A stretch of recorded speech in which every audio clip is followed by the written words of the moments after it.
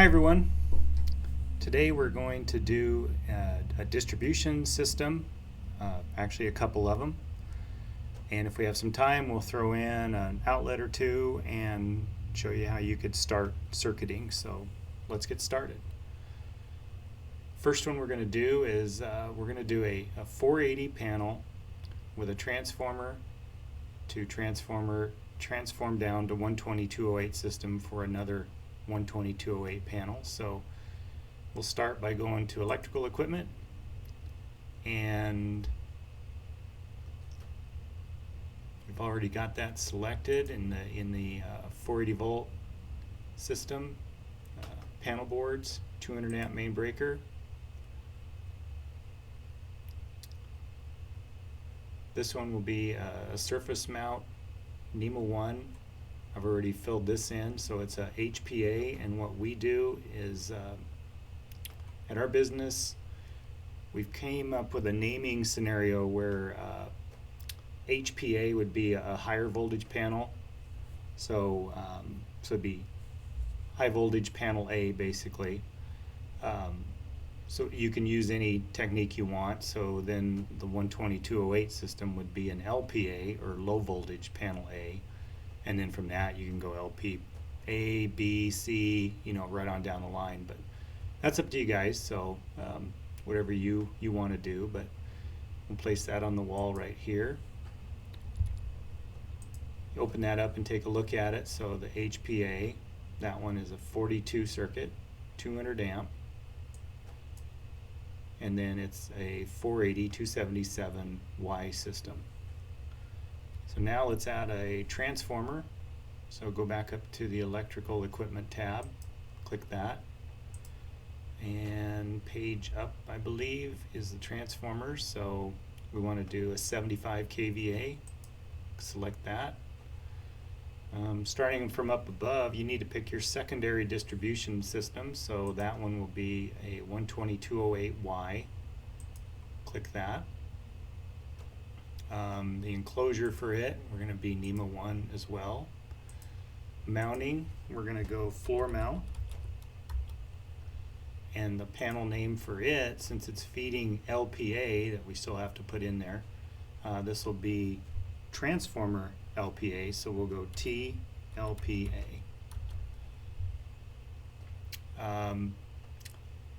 It kind of relates to, in Revit, a transformer. Even though it's not a panel, it kind of uses some similarities to it.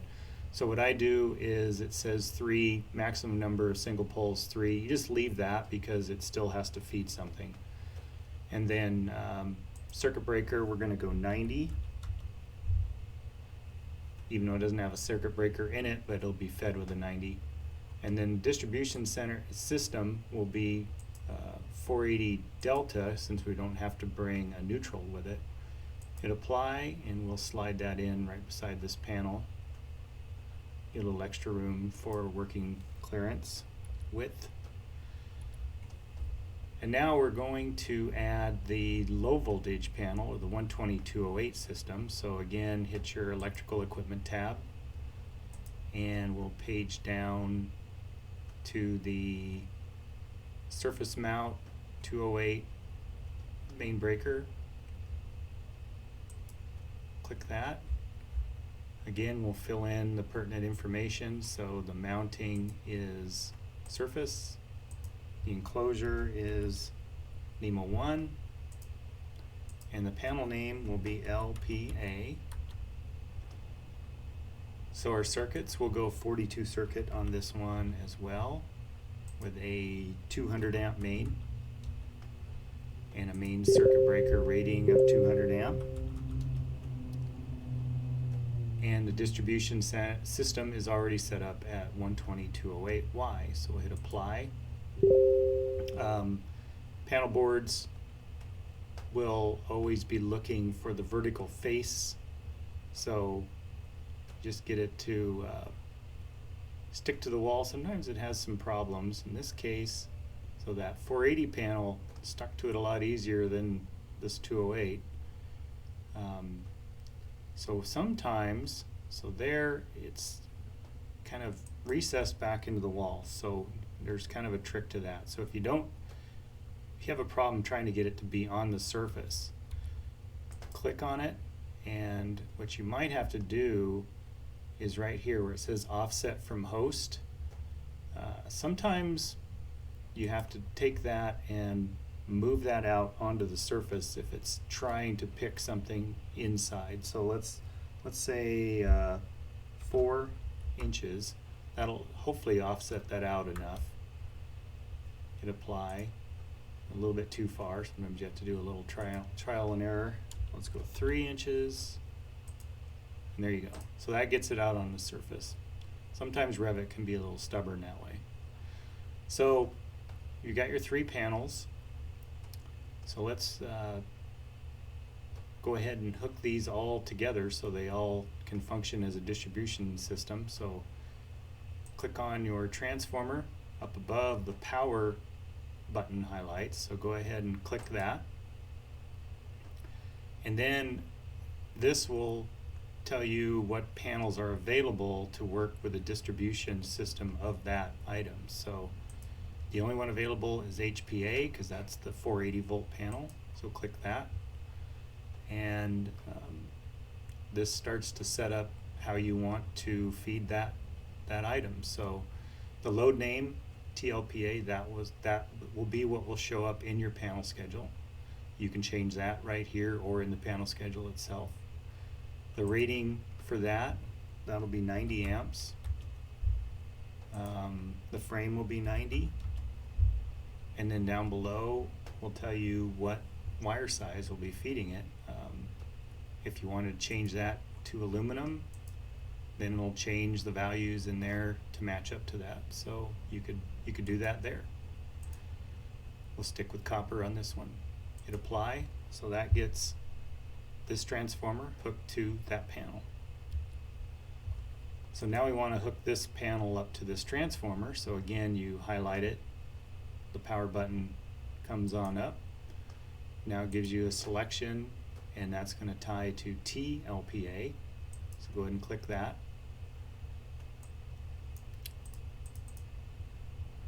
So the load name, this will show up if you ever make a panel schedule on the transformer, which is highly unlikely. That will show up on it. That's just kind of a default.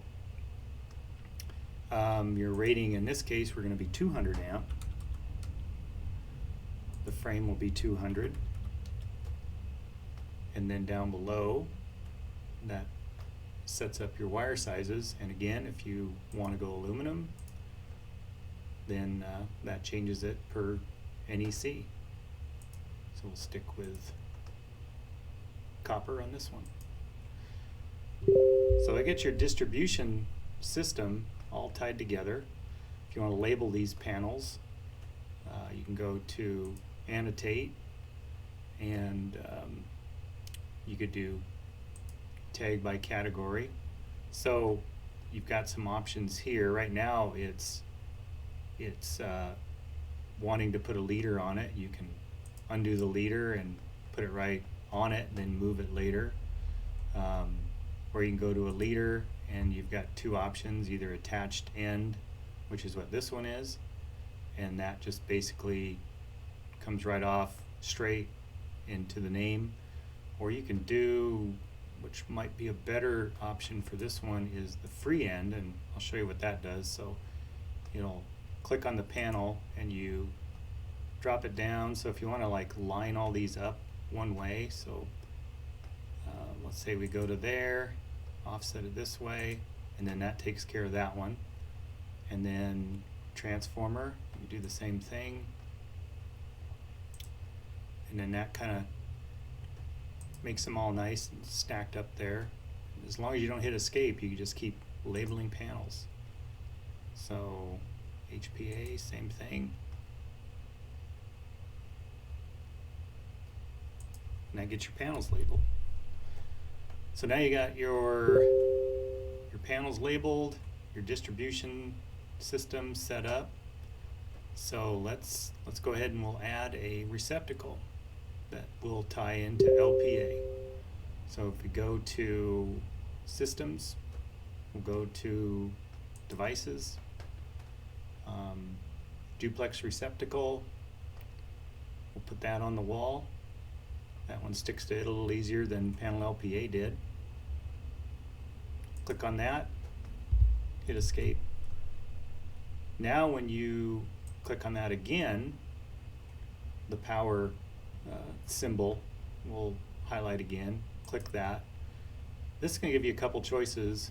Since TLPA's output is 12208 as well as LPA's, they'll both highlight or be available, but you just pick LPA, and that brings up this window. Then you can change this load name, which will be what will be on your panel schedule. So we'll just say, let's say we'll call it shop receptacle.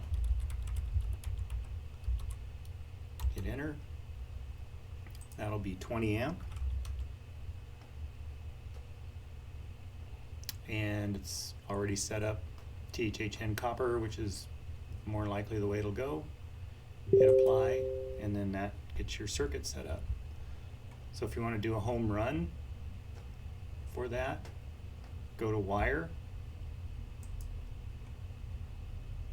It's already set up at THHN. If you wanted to change it, this is where you change it. And if you want to do the tick marks, you can do calculated and it'll automatically figure out what types, or you could turn them on or turn them off. I like calculated. Hit apply. So you'll notice as you hover over the receptacle that there's a spot right there that's a circle with an X in the middle. That's what you're looking for the wire to attach to. So you click on that, kind of bring your arc out how you want it, click it in one spot and click it at the end, and that gets your wire home run set up. Hit escape.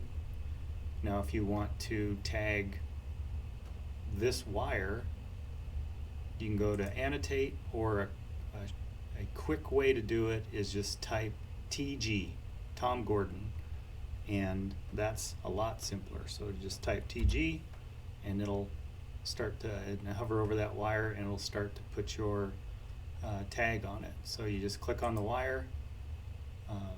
This is the free end setup, so click on it, go over, and that establishes your circuit number for your home run.